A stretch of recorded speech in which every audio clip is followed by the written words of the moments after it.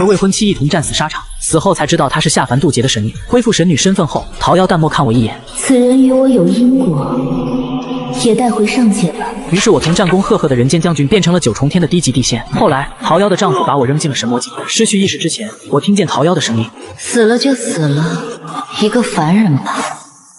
人人都以为我死透了，但是他们没想到，我竟带着一身杀戮鲜血爬回来。9重天高高在上的神也会怕死吗？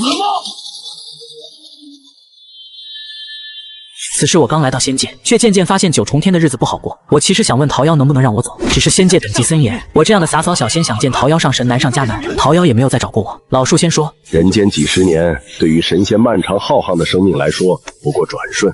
上神渡劫次数多了，能把你捎带上天就不错了。老树我可是修行了800年才飞升的。我扫干净地上的树叶，沉默着没有说话。有时候我会想起人间梦里大漠狼烟，风沙滚在脸上，带着粗糙的杀力感。而我提剑纵马，马蹄声阵阵，死去的同胞面目模糊，跟我背道而驰。再见到桃夭，是南极仙翁寿辰，仙事不够，我被抽调过去帮忙。桃夭带着未婚夫来的时候，我在门口迎宾。这就是你在凡间带回来的人？听说在人间是位将军，怎么修行如此不济？真是给你的逍遥谷丢脸。凡人本就没慧根，能成仙全靠造化。旁边的神仙们都跟着痴痴发笑，有人压低了声音嘀咕他运气真好，多少人苦修一辈子都成不了仙，就他这种废柴居然也能爬上来。桃夭挽着青耀的手转身就走了。上神们眼高于顶，哪会在意这些小事？我忽然就想起了在凡间的日子，那时候我每次打了大胜仗，桃夭都会亲自出城来迎接我。我还记得他当时说过的话，将军您当真是天纵奇才，桃夭这辈子能和将军相识，就算是死也没有半点遗憾。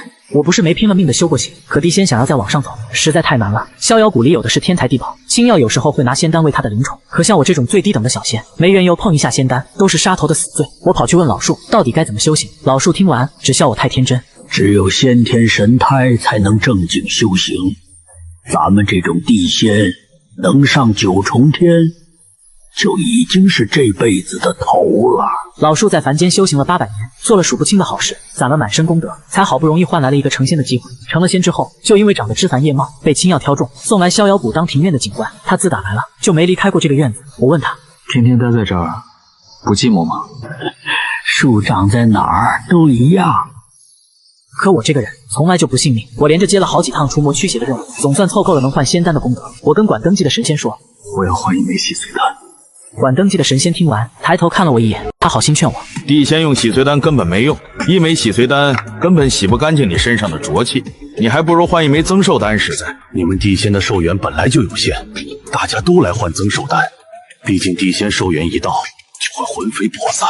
就换洗髓丹。他摇了摇头，说我这是自寻死路。我紧紧攥着刚换来的洗髓丹，心里反倒平静得很。我也不知道这算不算自寻死路，我只知道大周的将军陆征从来不会苟且偷生，可惜这枚洗髓丹我最终没吃到嘴里。我刚回到逍遥谷，一只白色的锦鸡灵宠突然飞过来，张嘴就叼走了我装洗髓丹的袋子。我刚想上前抢回来，就被一道白光狠狠推了出去。不远处，青耀上神正脸色难看地盯着我，你想对我的灵宠做什么？抢了我的洗髓丹。青耀抬手拦了我一下，那只锦鸡已经撕开袋子，把洗髓丹一口吞进了肚子里。吃完之后，他还满意的咕咕叫了2声，用尖嘴蹭了蹭青耀的头发。青耀伸手摸了摸锦鸡的脑袋，不就是一枚洗髓丹？你一个地仙吃了又能有什么用？这可是上乘的增寿丹，赔给你了，算你捡了便宜。你去天之崖杀100个魔物都换不来这东西。青耀没再搭理我，逗着锦鸡转身走了。我半跪在地上，气血翻涌的厉害，过了好半天才缓过那股劲儿。地上的仙丹沾了点污，我只要一伸手就能碰到它。这是一枚增寿丹，地仙吃了能增加寿元，只要肯苟着就能安安稳稳多活好些年。可我想要的从来只有那枚洗髓丹。过了一会儿，老树化成人形，慢悠悠走了过来。他跟我说，你这也算是因祸得福，这下子能多添好些寿元了。老树已经很老很老了，树上的叶子一年比一年落得多。我说这丹药送给你吧。老树愣了好一会儿，摇了摇头，我的寿元都快到头了，吃了这东西也没什么用。他脸上带着几分说不出的惆怅。是啊，寿元都快到头了，就算是神仙也就不回来。青耀上神不让他随便出这个院子，也不让他去除魔换仙丹。老树是真的老了，用不了多久他就会变成一棵枯树。他有时候也会抱怨，成了仙反倒不如在人间活得自由。我要是棵先天神树就好了。西方界有一棵神树，听说就连上神见了都要给他行礼，一棵树就是一整个世界，多好啊！是啊，那可真好。在凡间的时候，我师父跟我说过，王侯将相宁有种乎？可后来他死了，王城里歌舞升平，一片热闹，我的师父却死在了边疆的严寒里，真就是朱门酒肉臭。路有冻死骨，原来这九重天也是一个样子。就因为这件事，我得罪了青曜上神。有人议论，他该不会觉得跟桃妖神女有过点牵扯，就能耀武扬威了吧？一个没什么修为的地仙，居然敢去动青曜上神的灵宠，真是不知感恩。要不是上神大度，他怎么可能留在逍遥谷？从那以后，凡是我打扫的庭院，总会出各种各样的问题。地仙的考核，我再也拿不到半点名次。去天之涯除魔，我也总会被派去做最危险又最捞不到半点功德的活。得罪了上神，在这九重天，当真是寸步难行。他甚至都不用亲自动手，我就已经被折腾得灰头土脸。夜里，太阴星君赶着车从天际飞驰而过，老树偷偷摸摸的把我从寒池里捞了出来。寒池的水冰的刺骨，以我的修为根本扛不住这份寒气，我冻得脸色惨白，呼出来的气都像是带着冰碴子。老树跟我说，不是白天我不救你，你就不能稍微忍一忍吗？人在屋檐下，不得不低头。你忍个几十年，大家慢慢就忘了这事了，你何必非要跟上仙硬碰硬呢？这寒池的滋味好受吗？老树给我探查了一下伤势，叹了口气，寒气都钻进骨头里了，你本来根骨就差，这下更是没救了。他又说，你可别说我不讲义气啊。说完，老树掰开我的嘴，给我塞进来一枚吸髓丹，这是我唯一的一枚吸髓丹，好歹能给你驱身上的寒气。我望着头顶的天，一句话都没说。我的房间里也放着一枚吸髓丹，丹药上带着桃妖神女淡淡的气息。原来桃妖她还记得我，真有意思。偷偷放下一枚仙丹，却又特意留下气息，是想做好事不留名吗？怕是想让我对她感恩戴德才对吧？我开口说，出来吧，我知道神女还没走。过了一会儿，桃妖才慢慢现身，她跟我说，陆征，你别跟青曜作对，她是东方木界的少君，你得罪不起的。我笑了笑说，神女居然还记得我，可真是让我受宠若惊啊。桃妖抿了抿嘴唇，皱起了眉头，她说，我能带你成仙，已经是尽了全力。东方木界世代除魔有功，九重天的安危全靠青曜一家撑着，她不喜欢我跟别的男仙接触，你别闹得太过分，不然我也护不住你。你就安安稳稳在逍遥谷做个普通小仙，增寿丹我会按时给你，你别再给我添麻烦了。我心里只觉得可笑，到底是谁在给谁添麻烦？桃妖从来没问过我到底想不想成仙。九重天就算再好，我陆征也不稀罕，我是大周的将军，只能站着死，绝不能跪着活。桃妖以为他做的这事没人知道，可逍遥谷里愿意给青曜做事的神仙多的是。第3天去天之涯除魔的时候，我被自己的队友从背后偷袭了。等我再睁开眼的时候，青曜正居高临下的看着我，他开口说，你居然敢背着我跟桃妖见面，你以为在凡间陪了他几十年，你在他眼里就是独一无二的了？像你这种心思多的地仙，我见得多了。青曜抬起手，2道白光冲着我飞过来，直接钻进了我的胸口。那一瞬间，像是有一只手攥住了我的心脏，狠狠往井里收。气血翻涌之下，我一口鲜血直接喷了出来。他嗤笑一声说，真是个废物，我不过随手一下就能要了你的命，你这个恬不知耻的东西，再敢见桃妖，我就让你灰飞烟灭。说完，他摸了摸怀里的灵宠，他对着灵宠说，麒麟，去啄瞎他的眼睛。那只白毛锦鸡像箭一样冲了过来，我拼尽全力躲开了眼角，他尖尖的长嘴还是钳在了我的脸上，鲜血瞬间流了满脸。锦鸡往后退了几步，歪着头看我，绿豆大的眼睛里满是看热闹的欣慰。这些灵宠都喜欢见血，性子一个比一个残暴。我脸上的血彻底激起了他的凶性，他开始疯了一样攻击我。站在一旁看戏的青曜轻笑出声，看得十分开心。他还开口说，麒麟，把他身上的肉都撕下来，今晚给你加餐。我左躲右闪，避得十分艰难。就在这时，有个神仙凑过来说，上神，桃妖神女快到了。青曜的眼底瞬间闪过一丝阴狠，他立刻开口，好了，麒麟，停手。他环视了一圈周围的人，冷声开口，一会儿就说，这个地仙为了泄私愤，主动攻击了麒麟，才惹得麒麟出手反噬。他问周围的人，都听到了没有？周围的人连忙附和，对，就这么跟神女说，他主动攻击上神的灵宠，受伤也是活该，就算是神女也包庇不了他，直接带回去陈寒谈思过吧。我师父以前跟我说过，如果有比你厉害的人说你做了错事，那你最好是真的做过，不然的话，你这罚就白挨了。我一直都觉得师父说的这话太对了。我咬了咬嘴唇，轻声开口，上神，小仙知道错了。青曜冷笑一声，现在知道认错了，晚了。我撑着地上慢慢爬了起来，我说，小仙以后再也不敢了。上神，我有一枚桃妖神女在凡间留下的玉佩，我把它交给上神抵罪，可以吗？青曜果然没对我设防，他开口说，拿来我看看。我往前迈了几步，身上的伤口还在淅淅沥沥的流着血。我开口说，上神，您看。我猛地从袖子里抽出藏好的断剑，趁所有人都没防备，一剑朝着青曜的脸上刺了过去。他一扬手就把我打得倒飞出去，可我硬是咬着牙撑住了最后一口气，直接自爆丹田，一把掐死了那只白毛畜生。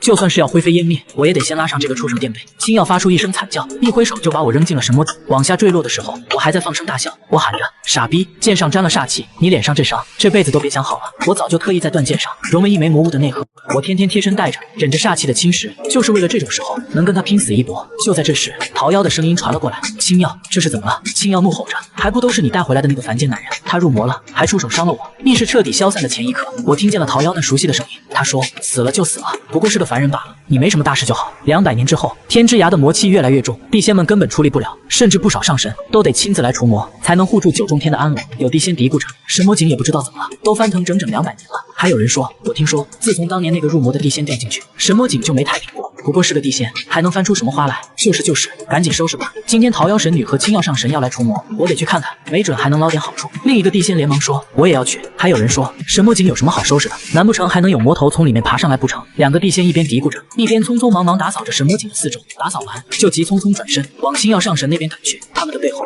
神魔井里魔气疯狂翻涌，缭绕之间，硬生生撕开了一道口子。一只粗糙、布满伤痕、指节宽大的手突然死死握住了井口边的石壁。一道懒洋洋的声音传了出来：“你说，今天是谁来除魔啊？”那两个地仙瞬间僵在原地，眼里瞬间漫出了浓浓的惊恐。他们抖着嗓子喊：“魔物！”两个人对视了一眼，抖着手提起了手里统一制式的仙剑，那是最下品的仙剑，200年都没换过。地仙本就没什么法力，除魔的时候从来都是被当成炮灰，遇到普通的魔物还有逃命的机会。可从神魔井里爬出来的魔物，显然不是那些没开神智的低级货色，从里面爬上来的，自然是我这个莫名其妙成了仙，又平白无故被害死的倒霉蛋。看着两个地仙颤颤巍巍的样子，我不知怎么突然生出了几分笑意。我又开口问：“怎么不说话了？今天到底是谁来除魔？”旁边的水镜里映出了我的样子，白衣黑发，看着斯斯文文的。我实在不懂这两个地仙为什么会吓成这个样子。他们一边厌恶我，一边又怕我怕得要死。那个穿绿衣的地仙抖着嗓子回话：“是青曜上神和桃妖神女。”我笑了笑，原来还是老熟人啊。旁边那个穿紫衣的地仙突然大吼一声，朝着我冲了过来：“魔物，我要跟你同归于尽！”我侧身躲开，毫不费力就捏住了他脆弱的脖子。我也不知道他叫什么，就随便叫他阿宇吧。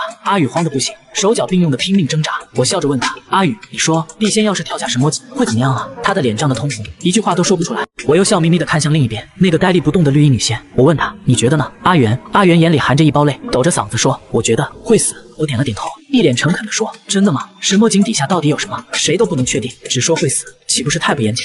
我又说：“这样吧，我们把阿宇扔下去，看看他会不会死。”阿元瞬间僵在原地，吓得出了一脑门的冷汗。我一翻手就把手里的阿宇扔进了神魔井里，我还故作惊讶地说：“哎呀，失手了！”看着同伴就这么没了，阿元终于绷不住，放声大哭起来。我蹲在旁边等他哭了好半天，实在等得有点不耐烦了，站起来用脚尖轻轻踢了踢他的小腿。我跟他说：“问你个事儿。”阿元抽抽搭搭地问我：“尊者，你想问什么事啊？”尊者这奇奇怪怪的称呼差点把我逗笑了。我问他：“地仙不是都有传讯符吗？你怎么不捏碎传讯符，叫上仙过来啊？”阿元苦着一张脸说：“传讯符太贵重了，地仙得用除魔的积分才能兑换。”我瞬间就愣住了，这九重天当真是一日不如一日了，连地仙的传讯符都要这么克扣。不过我倒也能理解几分，毕竟这些道貌岸然的上仙上神们日子也未必好过。我又问阿元：“阿元，你说阿宇现在是死了还是活着？”阿元紧紧闭着嘴，一句话都不敢说，生怕我把他也扔下去一探究竟。他不说话，我也没指望他能说什么，依旧自顾自地跟他闲聊。我说：“如果我们一直不去看，阿宇就会一边死着一边活着，你说这样多好啊，不死不活，永生不灭。那些上神求了一辈子的永生，一直都没找到解法。”我说：“不如都把他们扔下神魔井，非生非死，不去看结果，九重天的神仙不就都能得到永生了吗？”阿元看我的眼神充满了惊悚，我郑重其事地转过身跟他说：“阿元，你放心，你是我回九重天认识的第一个朋友，我不会把你扔下去的。”阿元像是被吓得精神失常了，忍不住哭喊着：“谁跟你是朋友啊？你这个大魔头！”我笑着说：“咱们都说了这么久的话，还一起经历了阿宇的人生打劫，怎么就不是朋友了？”阿元哭唧唧地说：“你胡说，你根本就不知道我叫什么。”我摆了摆手说：“名字都是身外之物，你以后就叫阿元吧。”阿元最后还是顺从地接受了这个名字，毕竟我的长剑正抵在他的脖子上，他要是不答应，我就送他去跟阿宇作伴。我跟他说：“走吧，阿元，咱们去看看青曜上神和桃妖神女是怎么除魔味道的。”天之涯的飓风还和以前一模一样，高高的神树上长得郁郁葱葱，青曜就站在树冠之上，衣袂飘飘，一副仙姿玉骨的样子。前方不远处，桃妖神女手里握着长剑，正看着地仙们前仆后继地冲上去。魔物身上带着煞气，地仙只要碰一下就生不如死。今天的魔物格外的凶厉，煞气四散开来，地仙的鲜血染红了天之涯那片白茫茫的沙地。可就算是这样，那两位上神依旧没有出手。有地仙喊着，必须先把这魔物的煞气耗尽，青曜上神才能收服他。还有人喊着，大家加把劲，回去就能领仙丹了，等修成了上仙，就不用再来天之涯除魔了。我和阿元就站在远远的地方看着。我问阿元说，这两位上神为什么不先出手处理魔物啊？地仙这么弱，万一不小心被魔物杀了，岂不是亏得慌？煞气碰多了还容易入魔，多吓人啊！阿元依旧是一张苦瓜脸，跟我说，上神要是先动手了，哪还有地仙除魔立功的机会啊？地仙想立个功本来就不容易，也就只有天之涯这一个机会。我们寿元有限，想留在九重天就得换仙丹，想换仙丹就得除魔换积分。我摸了摸下巴说，哎呀，做地仙到底有什么好的呀？阿元眼里带着满满的憧憬，说，能成仙还不好吗？地仙要是能修成上仙，就能和天地同寿，享万年的福禄了。我问他，这就算是好吗？阿元斩钉截铁地说，当然是好。我笑了起来，这可算不上什么好事。我又问他，阿元，你说地仙真的能修成上仙吗？阿元依旧斩钉截铁地说，当然能，这是他活着的意义，是他整个仙生的追求，他对此深信不疑。我又问，可这些年有谁修成了呢？阿元瞬间愣住了，想了好半天也没想出一个名字来，最后只能气弱地嘀咕着，反正就是有。大家都是这么说的。我瞬间就明白了。我说懂了，跟阿宇现在是生是死的情况一模一样。阿元立刻瞪了我一眼，说：“你别胡说八道，你这个大魔头，我怎么会胡说八道呢？因为我曾经也是个地仙，也受过魔物的煞气侵蚀，甚至还坠过神魔井呢。”我静静地看着青耀和桃夭的背影，我在心里问：午夜梦回的时候，你们有没有想过，那个你们眼里低贱不堪的陆征，又从地狱里爬回来了呢？大概是早就忘了吧。在众仙的围剿之下，魔物很快就显出了疲态。又一批地仙冲上去之后，魔物身上的煞气终于散干净了。青耀和桃夭同时开口，厉声喝道：“都退下！”青耀一挥手，草木生长的力量倾泻而出，所过之处一片融融春色。周围的地仙立刻惊呼：“不愧是东方木界的守军，青耀上神真的太厉害了！”还有人喊着：“桃夭神女也厉害，不愧是我们的女战神！”地仙们的眼里都带着满满的憧憬。东方属木，西方属金，北方属水，南方属虎，中原属土。九重天之下，就分属这五行之地。天有阴阳，行于40，地有五行，居于9州。五行各有其主，都曾在除魔之战中立下过大功，也是9重天里如同定海神针一般的中流砥柱。青耀是东方木界的守军，他的父亲是木之主，掌管着人间草木万物生长的力量。青耀和桃夭配合的十分默契，让地仙们痛苦不堪的魔物不过片刻就被桃夭一剑毙命。桃夭收了剑，冷冷开口：“受伤的地仙全部留下。”阿元下意识的就绷紧了身子。在天之涯除魔从来都不是绝对安全的，被煞气伤到的地仙有一定概率会被煞气侵蚀变成魔物，所以受伤的地仙都要留下接受上仙的检查。阿元以前跟我说过，这几年煞气越来越重，好多地仙都折在了这里。我问阿元，地仙真的会变成魔物吗？阿元摇了摇头，说不知道。他又小声补了一句，兴许会变成魔物吧。我冷笑了一声，没有说话。我又问，那魔物到底是什么呢？阿元愣了愣，一句话都没说。过了好一会儿，他才开口说，你不就是魔物吗？还来问我。我垂下眼眸，低声笑了起来。我说，是啊，我不就是魔物吗？我又笑着问，那魔物到底是从哪里来的呢？阿元，给你一个抢答的机会。阿元没理我，眼睛紧紧盯着前面清扫战场的地仙们。没受伤的地仙都陆续撤走了，只剩下一群被煞气伤到的地仙，等着最后的裁决。青耀站在那群地仙的前面，脸上戴着纯金的面具，看不清神色。看着他脸上的面具，我忍不住勾了勾唇角。当初那柄断剑上的煞气，应该给他带来了不少苦恼吧？他不痛快，我就痛快了。青耀随意指了几个地仙，说他们煞气入骨，就让剩下的人都走了。桃夭神色冷淡的开口，诸位辛苦，回去领取积分吧。被指出来煞气入骨的那几个地仙，瞬间吓得瑟瑟发抖，不知所措。有人壮着胆子开口问，上神，我们这些人该如何是好啊？我们都是为了9重天的安危才受的伤，难道就要让我们自生自灭吗？还有人跟着喊，就是，这也太没有保障了。青耀翻了个白眼，冷声说，自己实力不济，还能怨得了谁？那个地仙气急，喊了一声，他立刻就被身边的同伴拉住。几个地仙只能茫然地看着青耀和桃夭，想要求得一条生路。他们哭喊着，我们还没有入魔啊！上神，求求你们救救我们吧！桃夭垂着眼，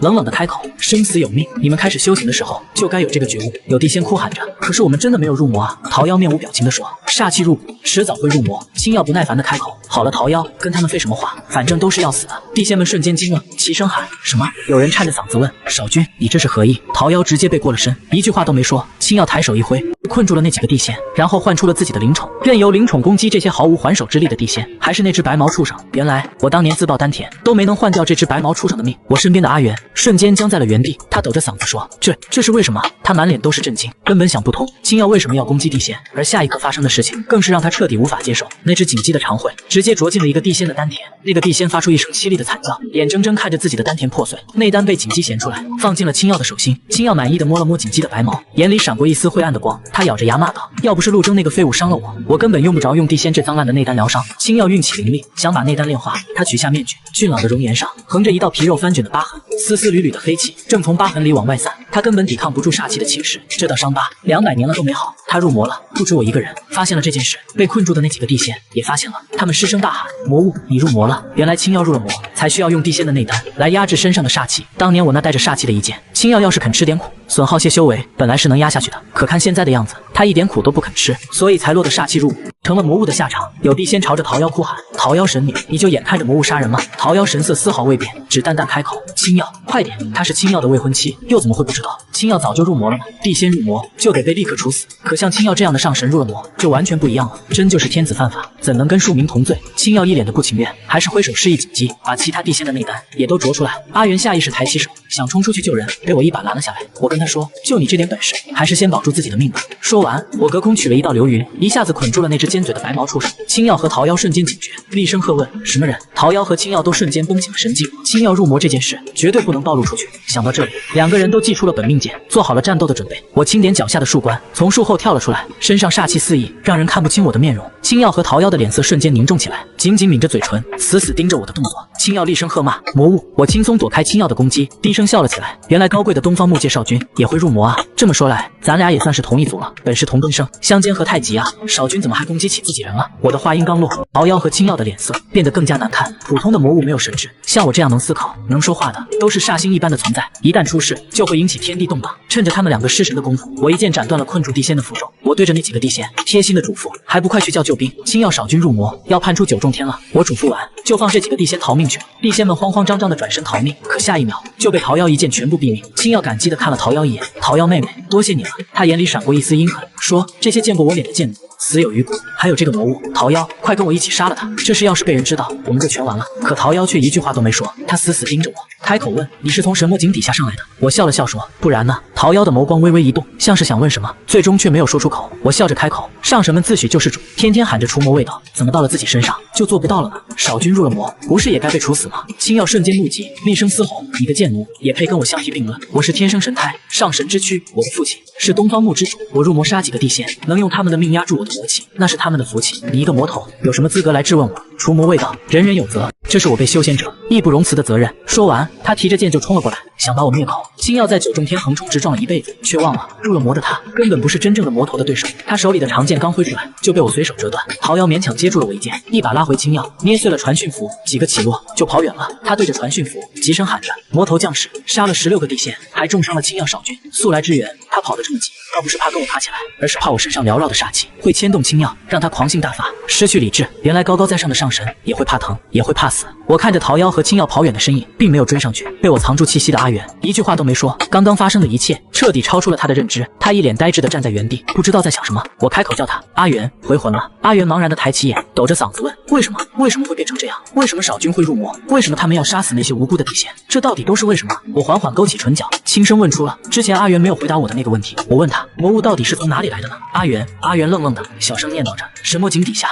封印着上古魔神，五行之主除魔卫道，把魔神封印在了天之崖。神魔井里会溢散出煞气，煞气入骨的地仙就会入魔。可是为什么上神也会入魔啊？”我收回手里的流影石，慢悠悠的布起了阵，放下最后一颗流影石后，一面巨大的水幕瞬间张开，青耀和桃夭的身影出现在了水幕之上，里面播放的正是刚才青耀和桃夭杀人灭口的全部影像。我冷笑一声，回答了阿元的疑问。我说：“这世上哪有什么天生神胎，哪有什么上古魔神？阿元，神魔井底下根本没有魔物，只有地仙们永世不得超生的尸骸。”我掰过他的头，指着远方流光溢彩的云霞，我说：“9重天上神永生不灭的秘密，就在这神魔井的底下，看到了吗？那永远不散的灵气，都是用地仙的血肉熬出来的。天道之下，哪有什么高低贵贱，哪有什么天生高人一等，不过是一群欺世盗名的家伙，窃得了天机，就对着后来者敲骨细嘴罢了。”我跟他说：“阿元，咱们有缘再见吧。”我一掌劈晕了阿元，把他扔到了安全的地方。我回头望了一眼9重天，再一次纵身跃入了神魔井。这些流影石是我在神魔井下改良过的，想回去可不是件容易的事。我倒要看看青耀入魔杀害地仙的事暴露之后，这9重天会如何处置他。200年前，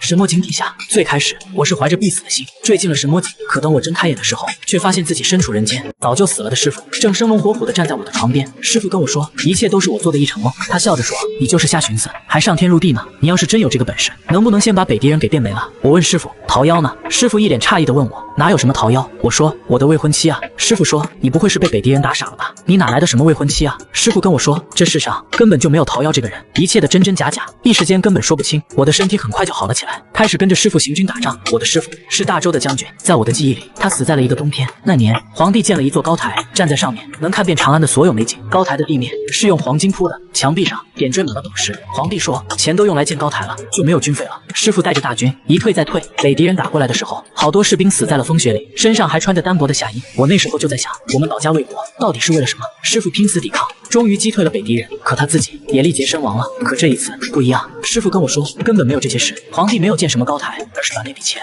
全给了边疆的战士。寒冬来临的时候，将士们都吃得饱，穿得暖，一举就击退了北狄人。收拢残兵之后，北狄人再也不敢来犯。师傅跟我说，等春天雪化了，就打进北狄人的老巢，解救边疆的百姓。打了几次游击战之后，我开始慢慢接受师傅说的话，或许9重天和桃夭真的只是我做的一场梦。这世上怎么会有神仙呢？神仙又怎么会如此的自私自利？一切都在往好的方向发展。师傅没有死，北狄人没有赢，皇帝也是个好皇帝，全力支持师傅带兵打仗。我也很久没有再想起9重天上的一切。春暖花开的时候，师傅整顿好大军，直奔北狄王庭。风沙吹过我的长发，师傅骑着马走在我的身前，那一瞬间，眼泪瞬间阴湿了我的眼眶。我是师傅养大的孤儿，我身边的几个师兄师姐师弟也都是师傅捡回来的无家可归的孤儿。师傅一生未婚，抚养了我们几个孤儿，把我们都当成亲生子女一样对待。他这个人行军布阵厉害得很，可做师傅却实在不太着调。好在我们耳濡目染，也都歪歪扭扭的长大了。这世上的事真真假假，其实本就没必要非要分得清楚。可偏偏我是个认死理的人，我的手上有一道长长的疤，那是我跟着师傅上京述职的时候被一位贵人划伤的。那位贵人我到死都记得，他后来做了大周的皇帝。那位贵人当时说，一个贱民，我想杀就杀，这样的人怎么可能会全力支持师傅呢？师傅走在前面，我扬起马鞭追了上去。我忍不住回头望向身后那些熟悉的脸，大师兄、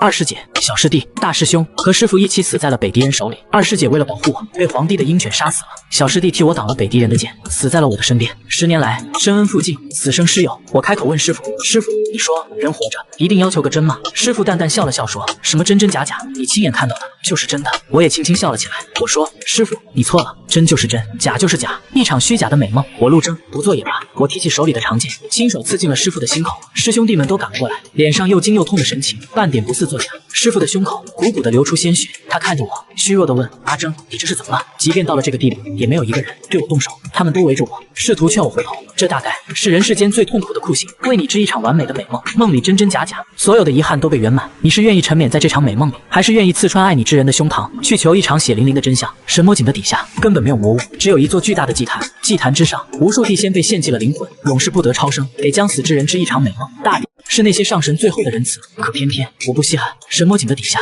其实只有一片无边的黑雾，还有数不清的白骨。祭坛的上方摆着一具被封印的尸骸，骨头白得像玉，却煞气四溢。所谓的魔物不过是昔日神族被封印的尸体。天生万物，万物有灵，上古的神族占尽了天下的灵脉，后来有人推翻了神族，这些人就成了如今的上神，他们霸占了五行之力，成了9重天心的主人。古神的尸骨不灭不化，里面溢散出来的煞气需要用五行之力才能封印，上神们也害怕煞气，却又舍不得放弃五行之力，所以才设下了这座巨大的祭坛。那些无故失踪的地仙，全都是他们用来封印煞气的祭品。所谓的天之涯除魔，不过是屠戮那些失去神智的地仙尸体罢了。这世上从来就没有什么魔物，神魔本就一体，是神是魔不过一念之间。悠悠的光芒下，被我扔下来的阿宇正被捆在柱子上，一脸的生无可恋。见了我，他立刻又生龙活虎起来。魔头，有种你就给我一个痛快！两边看着他的人都无奈的撇了撇嘴。有人开口说，不听话就扔祭坛吧，反正多他一个不多，少他一个不少。还有人说，都听将军的。说话的这些人都是这200年间被当作祭品扔进神魔井的地仙，是我救下了他们，和他们一起探索神魔井的封印，终于解开了祭坛之上的秘密。口口声声除魔卫道的神，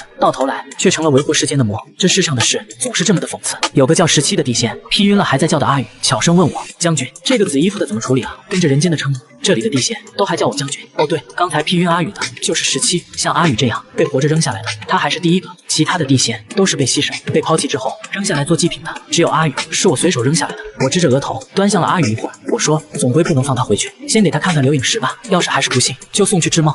我突然想起了见了全城听了所有秘密的阿元，这次我倒是可以告诉他，阿宇虽然坠进了神魔井，但是没死。不止阿宇没死，这些年所有落进神魔井的地仙都没死。那年我从一场漫长的大梦里醒了过来，我扛着神骨上万年的煞气，拼了命的活着。青耀总说我根骨太差，肉体凡胎还不自量力，可他们这些天生的神胎根本没什么了不起，不过是靠啃食地仙的血肉才高人一等。青耀吃不了半点苦，沾点煞气就会入魔，可我在万年煞气里挣扎求生，心性半点没乱。这么一看，所谓的上神血脉根本就是块自欺欺人的遮羞布。先上来的人霸占着高位，后来的人只能任人宰割，公平只攥在少数人的手里，却被大多数人天天挂在嘴边，实在是太可怜了。神魔井的底下煞气四处弥漫，万年来这里从来见不到日月，头顶的半空里悬着神龙的逆鳞，过了万载岁月，它还泛着悠悠的光，稳稳照亮了这一方小小的天地。五阶的主子们从来不敢下到这里来，煞气越浓，他们就扔下来更多地仙当祭品，偶尔他们也会把普通人扔下来。其实祭坛早就被我毁得干干净净了，那些散出去的煞气全是我故意放的。偷了五行之力的上神们都怕那根神骨，可我一点都不怕，我倒要看看九重天那些高高在上的神没了神力的时候还能不能端住架子。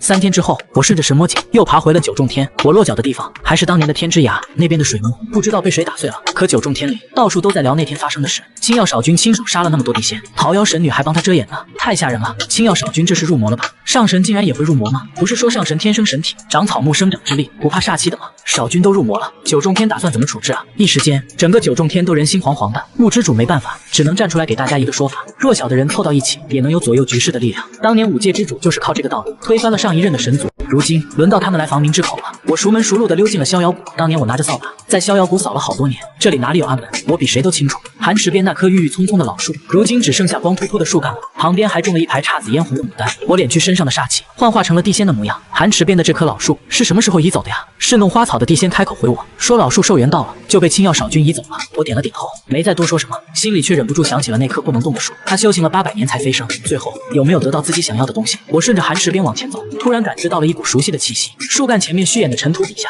埋着一把断剑，那是我的剑。我死死捏紧指骨，才压下了翻涌的情绪。真是一棵蠢树，连挪个窝都不知道。我刚准备起身离开，一把长剑突然搭在了我的肩膀上，熟悉的声音跟着传了过来：“是谁派你来的？”我愣了一下，慢慢站直身子，伸手握住了桃妖的长剑。桃妖神女，别来无恙啊！桃妖的剑在震惊之下直接垂落了下去。我缓缓转过了身子。陆征，桃妖没有我想象中的满脸得意，反而神色复杂的很。他喃喃自语着：“又生出幻觉了吗？”他眼里带着淡淡的伤感，就那么一动不动的站着，掉在地上的剑也不肯弯腰去捡。陆哥，你还是恨我，对吗？你也该恨我。我费尽心机带你上九重天，最后却没能护得住你。就算我助你成了仙，也抵不过后来我对你的伤害，对吧？早知如此，当初我就不该带你上九重天。我垂下眼眸，掩去了眼里的讽意。你该不会觉得助我成仙对我是大恩吧？桃妖还陷在自己的情绪里，根本没认出眼前的我不是幻觉。原来他竟然因为我的死生出心魔了吗？这可真是太好了，知道你们过得都不好，我就放心了。我知道我不应该弃你于不顾，你错了。我冷冷地看向桃妖，开口说道：“你不该不问我的心意，就带我上九重天。”桃妖愣了一下，反问我：“难道成仙也是错吗？世人都想成仙，你能有这个机会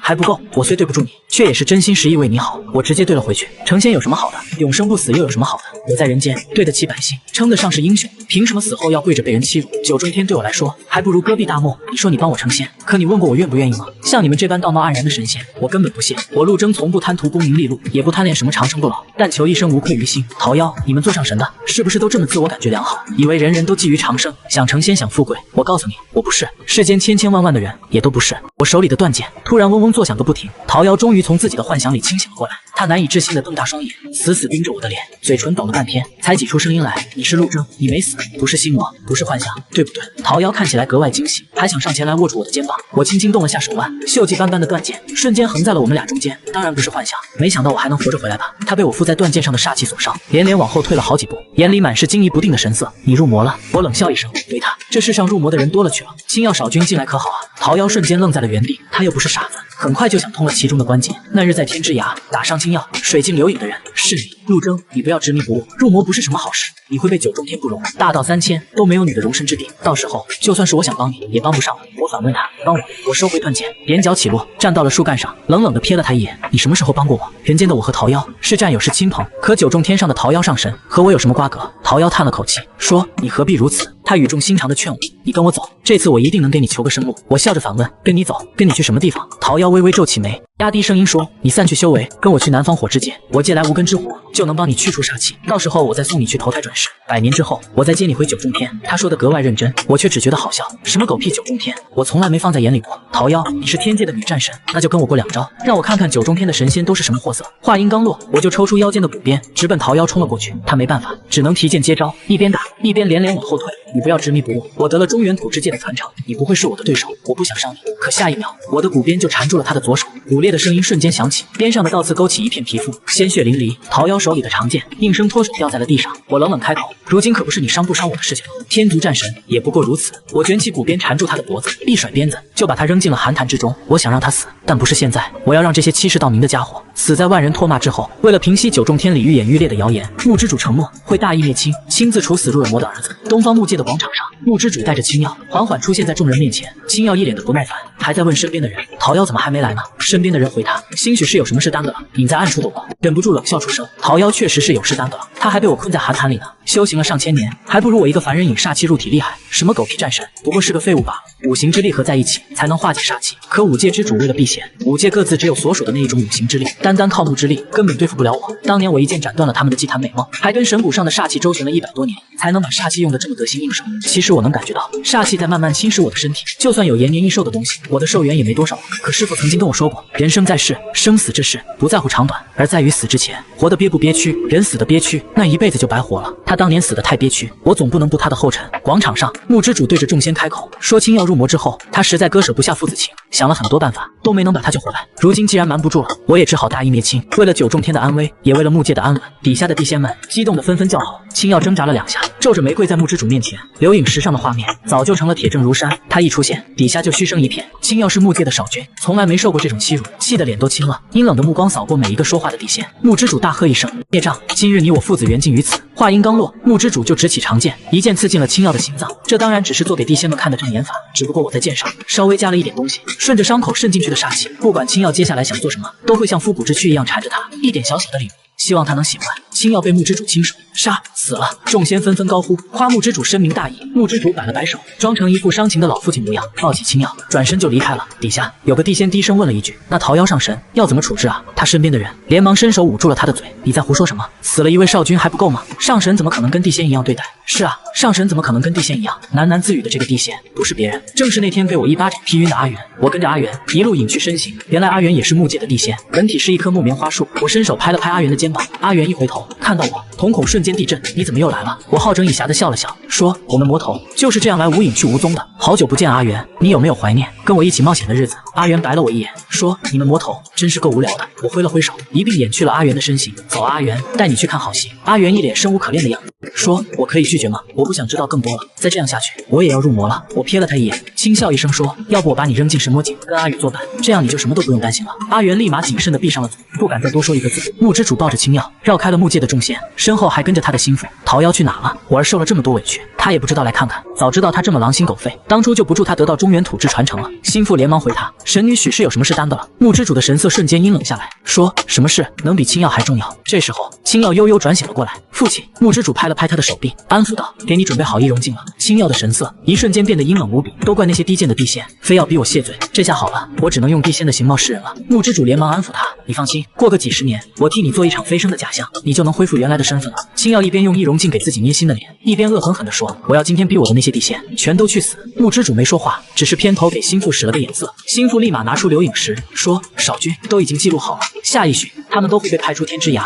到时候你可以亲自处理他们。”青耀满意地点了点头，又问：“桃妖呢？桃妖怎么还不来？已经叫人去催了。”话音刚落，桃妖就姗姗来迟了。他换了一身衣服，脸色还是微微发白。见到桃妖这副神色，青耀脸上的不满瞬间就消失得无影无踪了。“桃妖，你怎么了？脸色这么差？”桃妖敛去眼底的神色，低声说：“我修行出了一点岔子，不碍事。”木之主也满意地点了点头，说：“桃妖，如今青耀用不得自己的身份，就让他去逍遥谷养一养吧。”好，我转头对着身边的阿元说：“阿元，惊不惊喜，意不意外？”阿元冷笑一声，说：“不意外，早就猜到了。木之主怎么可能为了几个地仙杀死自己的亲生儿子？青耀是木之主最宠爱的儿子，木之主一贯护短，怎么可能因为儿子入魔杀了10几个地仙，就真的处罚他？不过是换个壳子，让他继续逍遥自在罢了。可他们的算盘恐怕要落空了。”我瞥了一眼青耀和桃妖的背影，心里清楚，打进青耀胸口的那道煞气，今天夜里就会发作。9重天的月亮永远悬在天上，不会落下。银白的马车之上，太阴星君赶着月亮划过天际，星辰之力顺着车辙倾泻而出。星君的长发像万丈银河一样闪耀。我和阿元坐在寒池边，看着不远处的青耀和桃妖腻歪，我在心里默默数着时间。片刻之后，青耀突然捂住了胸口，煞气从他的伤口里疯狂溢散出来。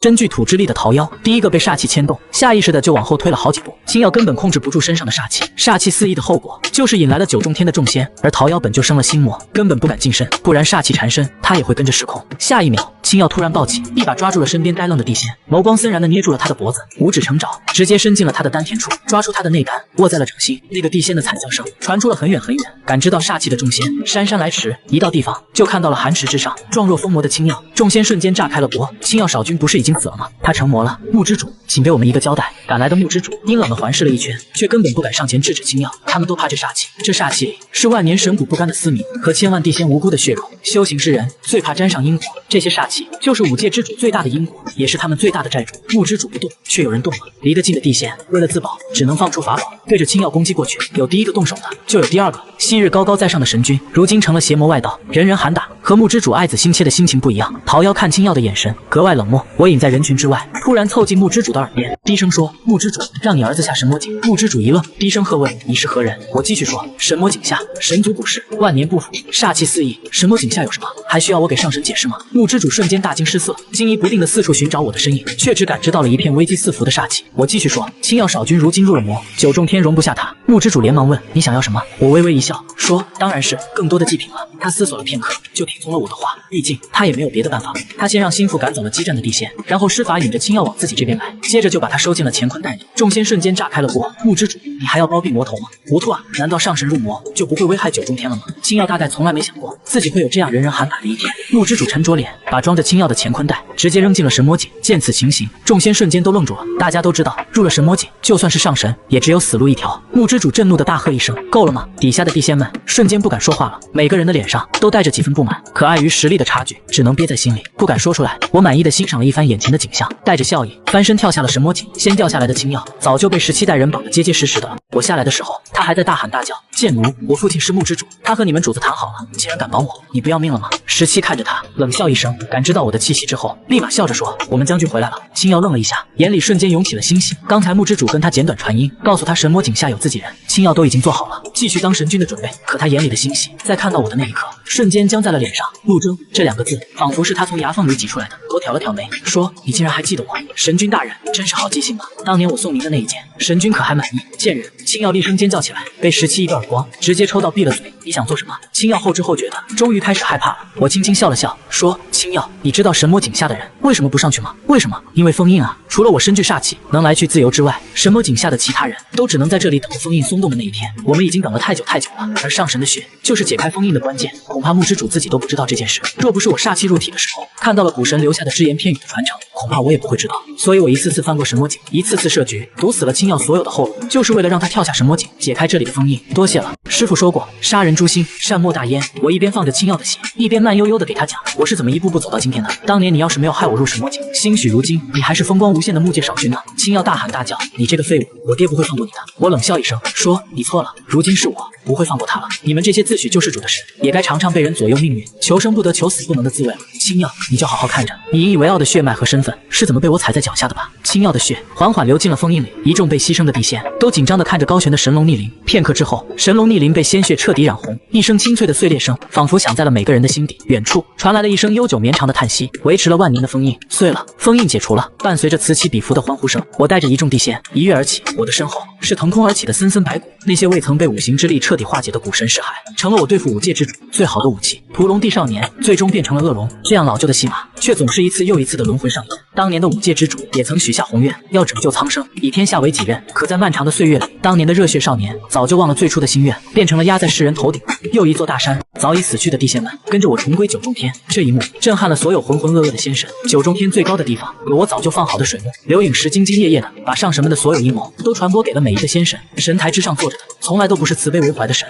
而是一群自私自利的虚伪小人。古神的尸骸裹着浓浓的煞气，滚滚煞气朝着那些上神席卷而去。我纵身一跃，跳上了神龙留下的白骨之上。九重天高高在上的神，你们也会怕死吗？那些上神还想像以前一样让地仙先去冲锋陷阵，耗尽煞气，他们自己再来做最后的收尾。可这一次地仙们都犹豫了，凡人修行本就不易，这里的每一个地仙都曾经历过3灾8难，历尽千辛万苦才得以飞升。他们之中有人积了百世的善行，有人在人间救国救民，当年都是人间界万人敬仰的大能。可到了九重天，他们都成了低人一等的地仙，为奴为婢，任人差遣。当上升的路被彻底堵死，资源就会被上层的人牢牢把控。后来地人只能成为先行者的垫脚石。我们从来都不是什么仙，只是他们的消耗品。上神们还在大喊：“快去啊，对抗魔物有功者！”我木界上神之位空出3个，火界5位，水界3位，上神之位空出。有几个地仙开始犹豫了，真的能做上什么？做了上神就不会死了吧？下一秒，一个熟悉的绿色身影爬上了水镜，阿元的声音透过水镜传遍了整个九重天。大家别傻了，不可能的，不过是一个上神的虚名罢了，到时候不还是低人一等？这些敲骨吸髓的上神不死，我们永远都没有出头之日。阿元的话音还没落，他的胸前突然绽开了一捧血花，整个人从水镜上缓缓坠落下去，像一只飞鸟，一头扎进了树林里。这一幕像水倒进了滚油里，瞬间就炸开了。沉默了一瞬之后，九重天的地仙们全都红了眼，沉默着归入了从神魔井上来的队伍里。我一马当先，拎着骨鞭在乱军之中寻找五界之主的身影。中原土之主消失了很多年，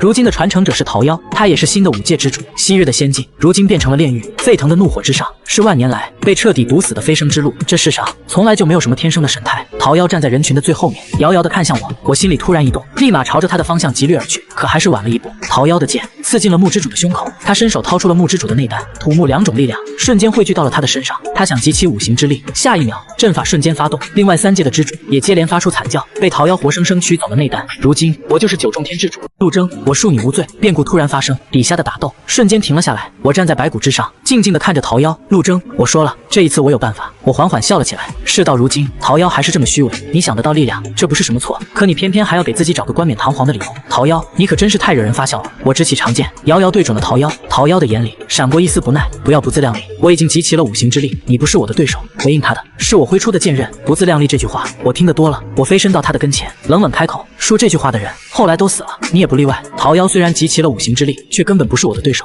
我的身上汇聚着万年的煞气，而他心思不定，早就已经入魔了。当剑刃抵在桃夭脖颈上的时候，我不合时宜的突然想笑，师傅说过，横的怕愣的，愣的怕不要命的。我这样不顾性命引煞气入体的人，大抵就是那个不要命的。陆征，你我联手，整个天下都能收入囊中，你为何非要跟我作对？因为我瞧不上你。我垂下眼眸，冷冷的看着桃夭，我对你还不够好吗？桃夭急切的大喊，若不是我带你成仙，你哪有今日的造化？这造化不要也罢，我早就说过，不是人人都想成仙，我只求一生无愧于心。话音刚落，我没再听桃夭废话，一剑捅破了他的丹田。我准备取出他体内的5行之力，还天地一个清净。可内丹刚拿到手里，整个九重天突然静止了下来，一道遥远缥缈的声音在我的耳边响起：天有阴阳，行于4时，得有5行，聚于9州，得5行之力者，可成心主。我勾唇冷笑，手上微微用力，直接捏碎了手里的内丹。天地本无主，下一秒，天边涌起万丈霞光，凤凰长鸣，麒麟嘶吼，日月同辉，5行之力从我的身畔缓缓弥散开来，一点点归入了天地之间。万年不腐的神骨在莹莹的光芒下碎裂开来，慢慢消失。被煞气所伤的地仙们也都得到了灵力的滋润，慢慢好转。一道浑厚悠然的声音从我的脑海深处传出：吾乃天道，你所求为何？原来5行之力分散开来，封印的不仅仅是古神的尸骸，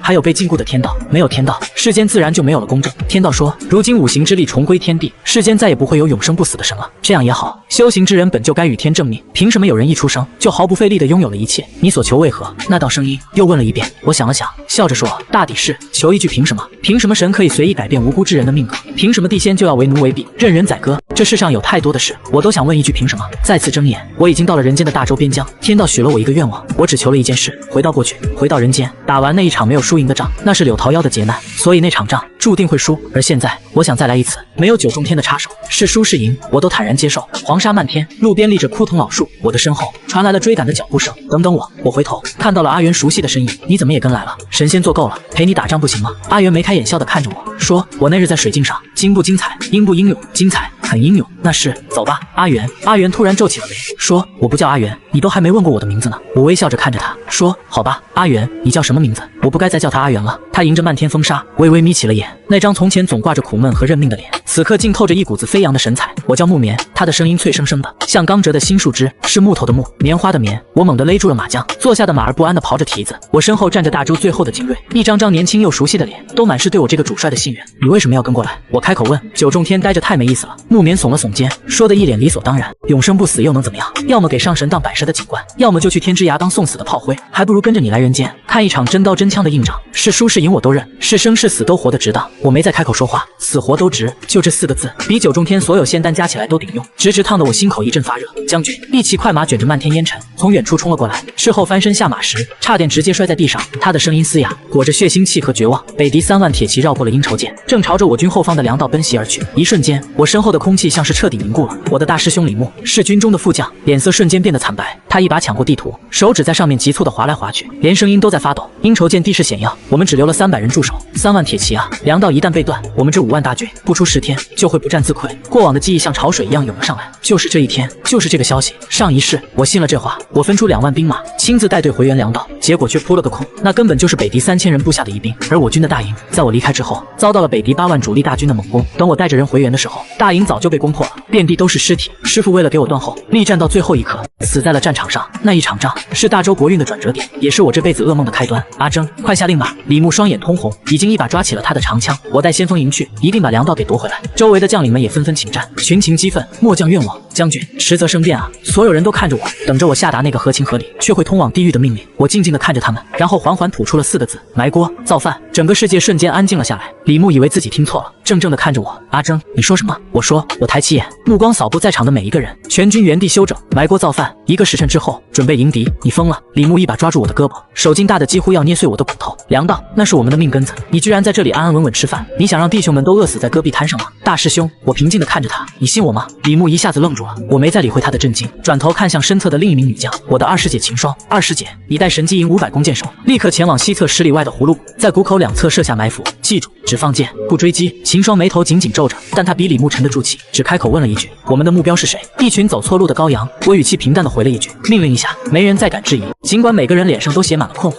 忧虑，甚至是恐惧，但军令如山，没人敢违抗。萧瑟的戈壁上升起了袅袅炊烟，带着一丝说不出的诡异安宁。李牧在我身边来回踱步，焦虑的像热锅上的蚂蚁。阿征，你到底在想什么？就算事后看错了，把3万看成了3000，那也是心腹大患啊！你这么做根本就是在赌博。我没有解释，我要怎么解释？告诉他们我是从未来回来的，知道北狄人的每一步计划，他们只会觉得我被打傻了。信任从来都要靠一场胜利来铸就。木棉不知道什么时候凑了过来，他闭上眼，鼻子轻轻抽动着，像是在嗅闻风里的气息。风里有味道，他低声开口：“什么味道？”李牧没好气地问：“血的味道，马粪的味道，还有牛羊的膻味。”木棉睁开眼，转头看向我，味道很浓，但方向不对，不是从粮道那边来的，是正前方。李牧一愣，狐疑地朝着正前方看去，我心里没有半点波澜。北狄主力为了隐蔽行踪，昼伏夜出，人和马都裹上了补，可8万大军聚在一起，那股刻在骨子里的膻味，是再大的风都吹不散的。木棉的鼻子比最好的斥候还要灵。时间一分一秒的过去，这一个时辰漫长的像一个世纪。就在李牧快要按捺不住，准备再次开口的时候，苍凉的号角声划破了天空的宁静，不是从后方传来的，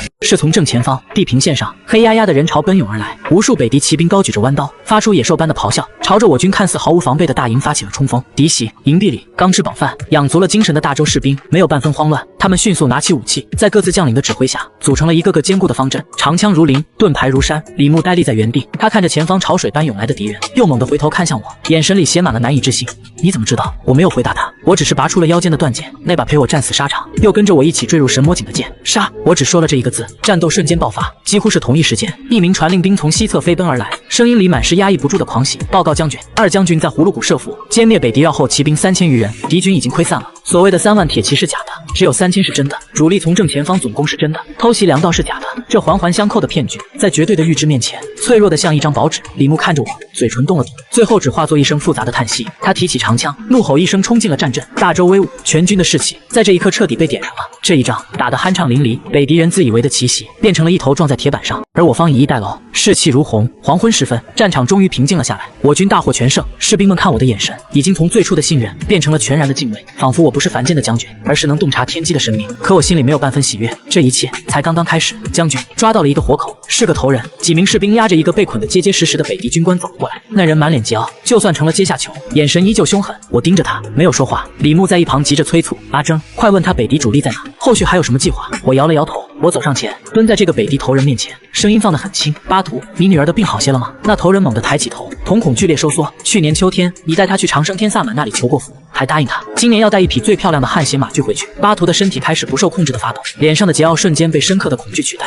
你是魔鬼，我不是魔鬼。我站起身，拍了拍手上的灰。我只是一个想早点结束这场战争的人。回去告诉你们的单于，就说大周的陆征在等他，把他的头砍了，挂在营门前。李牧厉声开口：“放虎归山，后患无穷。”不，我制止了他，把他和他的马都还给他，再给他带足3天的干粮和水。阿征，李牧完全无法理解，我没再解释，只是挥了挥手。士兵们解开了巴图身上的绳索，把他的弯刀和马匹牵了过来。巴图看着我，像看着一个怪物，连滚带爬地上了马，头也不回地朝着草原深处逃去。木棉走到我身边，低声开口：“你这一手比杀了他还要狠。”是啊，一个能知晓他最私密的心事，还能精准预判他主帅所有动向的敌人，这种未知的恐惧会像瘟疫一样在北狄军中蔓延开来。我要的从来不是一场胜利，而是让他们从心底里彻底崩溃。当天夜里，帅帐之内气氛格外凝重，李牧和秦霜站在我面前，一言不发。最终还是秦霜先开了口：“阿征，今天的事你得给我们一个解释，事后的情报绝不可能错得这么离谱。3万变3000，偷袭变主攻，你就像提前拿到了北狄人的行军图一样。”李牧跟着点了点头，死死盯着我。还有那个叫巴图的，你怎么会知道他女儿的事？我们军中什么时候有了这么厉害的探子？我沉默了片刻，真相是不能说出口的秘密。大师兄，二师姐，你们还记得师傅是怎么教我们的吗？他们2个人都是一愣，知己知彼，百战不殆。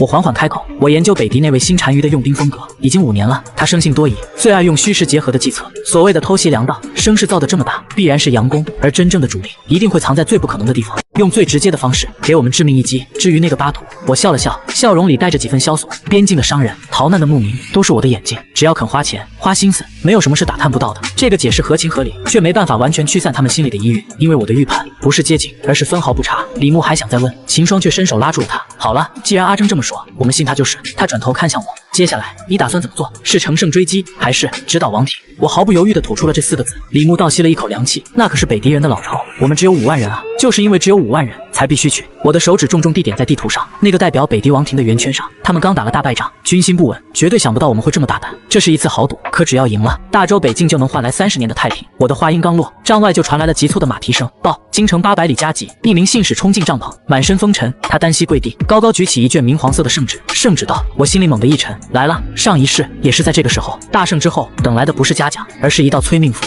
我展开圣旨，上面的每一个字都像淬了冰一样。皇帝先是盛赞我军大破敌军，扬我国威，紧接着话锋一转，说北狄虽败，根基未损，我军孤军深入，恐遭埋伏，实为不智。然后下了命令，大将军陆征即刻停止追击，原地驻扎，待朝廷后续援军抵达，再做定夺。圣旨的最后还提到，为体恤将士，皇帝特派户部侍郎前来犒赏3军，并愿监军一职，协同陆征处理军务。户部侍郎就是那个曾经用马鞭在我脸上划下伤疤，说我命如草芥的贵人。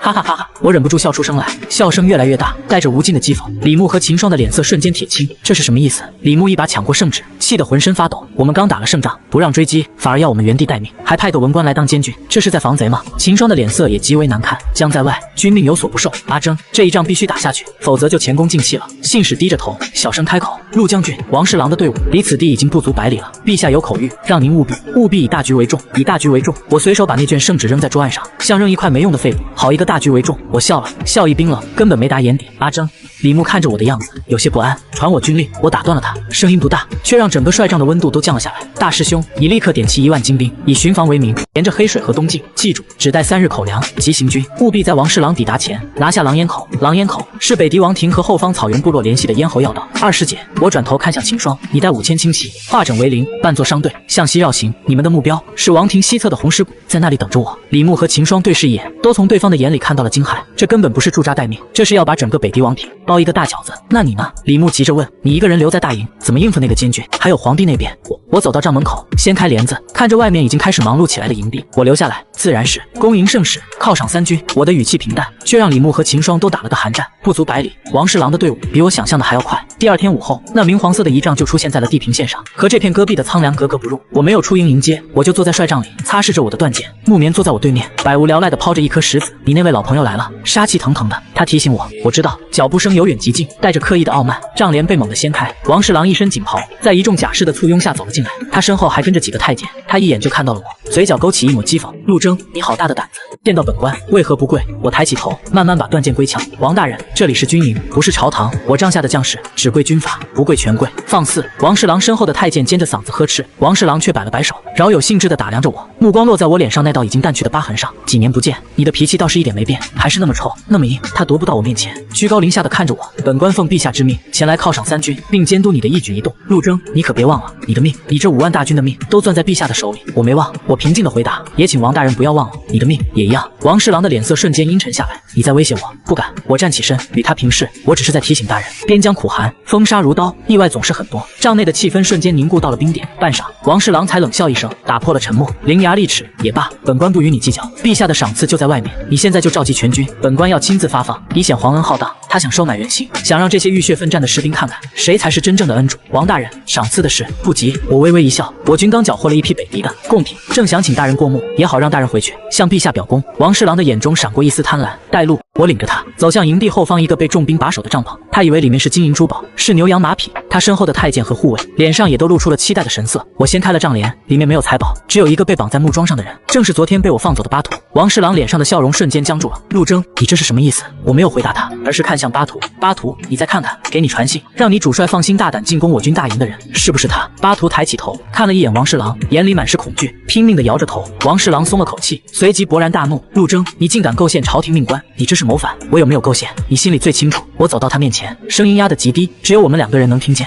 王大人，你去年通过西域商会卖给北狄3000石金铁，造了多少件醋？你府上那位来自北狄的小妾，给你吹了多少枕边风？王侍郎的身体猛地一颤，脸上的血色瞬间退得一干二净。这些事他做的天衣无缝，陆征怎么可能知道？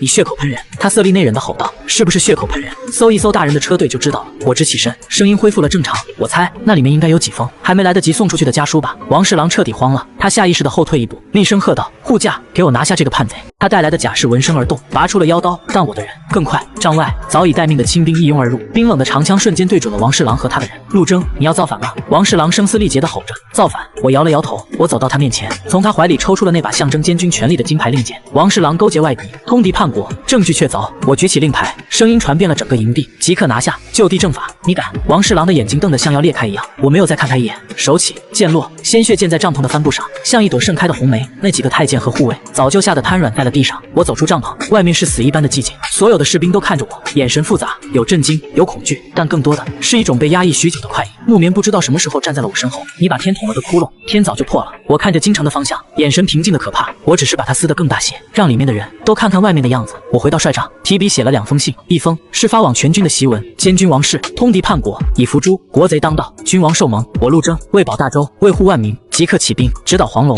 不破王庭，誓不回还。另一封我交给了那名来自京城的信使，把这个亲手交给皇帝。信使颤抖着接过信，他不敢看我，也不敢看信封上的字，那上面只有一个字：战。信使走了，带着那封只有一个字的信，像带着一团即将燎原的烈火。帅帐之外死寂一片，王侍郎和他亲信的尸体很快被拖走，血迹被黄沙掩盖，仿佛什么都没有发生过。但每个士兵都知道，一切都不一样了，他们不再是大周的军队，他们成了陆征的军队。一个年轻的百夫长走了进来，他是师傅当年从死人堆里捡回来的孤儿，叫赵铁牛。他扑通一声跪倒在地，声音发颤：将军，我们成了叛军。我没有扶他起来。铁牛，你爹娘是怎么死的？赵铁牛一愣，红着眼圈开口：被北狄人杀的，村子都被屠了。你的未婚妻呢？他攥紧了拳头，指甲深深陷进掌心。去年冬天饿死的。朝廷的赈灾粮全被克扣了。我走过去，把那面从王侍郎身上拿下的金牌令箭扔在了他面前，拿着它去把王侍郎车队里所有的金银粮食全部分给兄弟们，告诉他们，我陆征给不了他们高官厚禄，但能让他们吃饱穿暖，能让他们亲手为死去的家人报仇。至于叛军这个名号，我顿了顿，等我们踏平北狄王庭，把单于的脑袋带回京城的时候，你再问我。